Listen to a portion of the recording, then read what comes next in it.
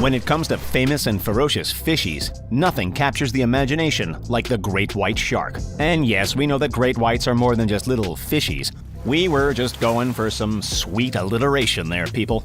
But with the great white's undeniable place in pop culture due to movies, news reports, and even kids' TV shows. Remember street sharks? Why is it that no aquarium in the world houses these incredible predators? Surely they could make a fortune. What's the deal here? Don't worry, we got you. Stick around, because we're taking a big bite out of this mystery. Carcharodon carcharias, also known as the great white shark, is truly one of the most majestic animals found in our oceans. It also happens to be one of the largest, with adult great whites growing to an astounding 20 feet long and can weigh up to an impressive 6,600 pounds. They are known to live up to 30 years and play a very important role in their aquatic ecosystems. See, the great white shark is a top predator.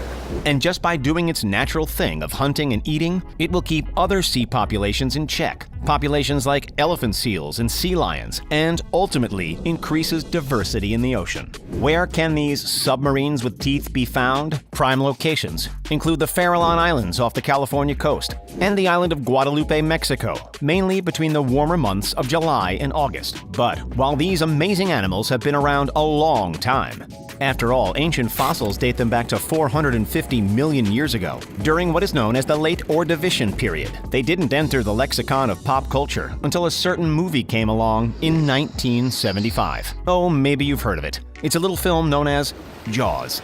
And it took the nation by storm. With a budget of just $7 million, Jaws swept the imagination of the nation and solidified Spielberg as a top talent in Hollywood by grossing $472 million. Overnight, great whites were famous, and have been ever since.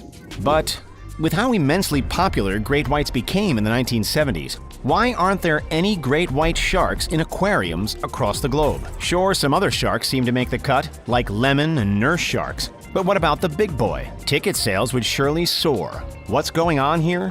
Well, to answer that, we gotta talk a bit about price and a bit about science. Let's start with just how much having a great white shark in your tank would cost. Sharks eat a lot. It's estimated that they would need 30 kilos of meat every 3 days due to the fact that they are constantly burning calories. What with all that swimming and all. And don't kid yourself, 30 kilos of food is a lot. Here's another way to think about it. For a shark to sustain itself, it would have to eat a seal pup once every 3 days. What this means is that aquariums have to accommodate these voracious eaters right out of their pocket, and it's going to cost them a lot. In fact, the price of just maintaining a shark can often take people by surprise. Take Monique Samuels, star of the show The Real Housewives of Potomac, and an avid shark fan, as well as private owner of the underwater beasts. Her 876-gallon tank costs a whopping $60,000, and the price of upkeep for her underwater pets? $1,600 to $2,000 every month. Hey, all that krill and shrimp starts to add up. But you may be thinking, well, national aquariums have made millions of dollars each year. Adding in the budget for a great white and, of course, building the tank should be easy. Well, think again. Take the Baltimore National Aquarium, one of the most famous and impressive aquariums in the world. In 2018, they made approximately $51,206,582 in profit. But their expenses came to $57,645,060. Ah, but we hear you. If they just add a great white shark, then they will make all the money back and then some. Well, here's where science shuts that idea down right quick. Many aquariums have tried to house the legendary great white, especially after Jaws mania in the 1970s and 1980s. SeaWorld and San Francisco's Steinhardt Aquarium are just two institutions that wanted to capitalize on the popularity of great whites during this time, but ultimately, they found out the sad truth of trying to keep these predators in a tank. And the same problems kept coming up time and time again. Great whites, when kept in captivity, have trouble eating and swimming, and are known to have a number of health problems from the day that they enter the tanks. In one of the most shocking statistics of all, if a great white lives longer than a week in captivity, that is an anomaly, and many times the great whites will only survive for a few days. One of the main reasons these beautiful sharks have so much trouble is that they were built for the open seas and can swim incredibly fast. When in captivity, it's very common that they run into walls and injure themselves.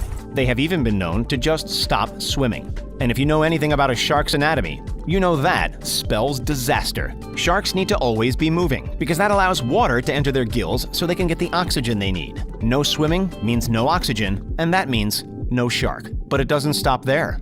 Experts believe that the glass of an aquarium may interrupt the shark's electroreception system and may even overload it. These creatures were meant for the open seas, not for a tiny tank. But we know what you're going to say. What about just building a bigger tank? And hey, maybe the aquarium can just raise ticket prices to pay for it. Good thought. Only we bet you haven't looked into just how much renovations to an aquarium cost. Take a look at these statistics. The Baltimore Aquarium did a recent renovation of their waterfront campus in 2017, and it cost them a colossal $14 million. And they didn't raise ticket prices for this one. They were backed by private donors and also public fundraising. And remember, they had already made a net loss in revenue that year. As for raising ticket prices, we're not so sure how that would go. First of all, let's not forget that whenever ticket prices go up, people get mad. And quick. In fact, back in 1984, when the Baltimore Aquarium was shiny and new, ticket prices had to be raised from $4.50 to $5.75 just to accommodate the high price of feeding the 5,000 forms of life that were housed there. That was just an increase of $1.75. If it had to be raised today, it would look something more like this. It's not uncommon for 1.6 million people to visit the Baltimore Aquarium. So to raise $14 million would mean upping tickets by $8.75 a pop. And that's already on top of the $39.95 adult ticket price, the $29.95 children's ticket price, and the senior citizens' $34.95 ticket price. Let's not forget though, you'd have to also add in upkeep for the shark, which equates to thousands of dollars a month. The new marine biologists that would have to be added to the staff at $52,000 a year. Oh, and let's not forget that you'd have to make sure the tank was huge so that the shark would have enough space to swim around. And, oh wait, all of this has already been tried. And guess what? It didn't work out at all. In 2004, the Monterey Bay Aquarium decided they'd go the distance. They would build the tank, they would get the staff, they would do everything right so that their great white would be happy, and it still belly flopped. The longest that they housed their shark was for 198 days, and even then, they found that the big tank method only worked for small baby sharks. It really seems that it's not meant to be when it comes to great whites in tanks.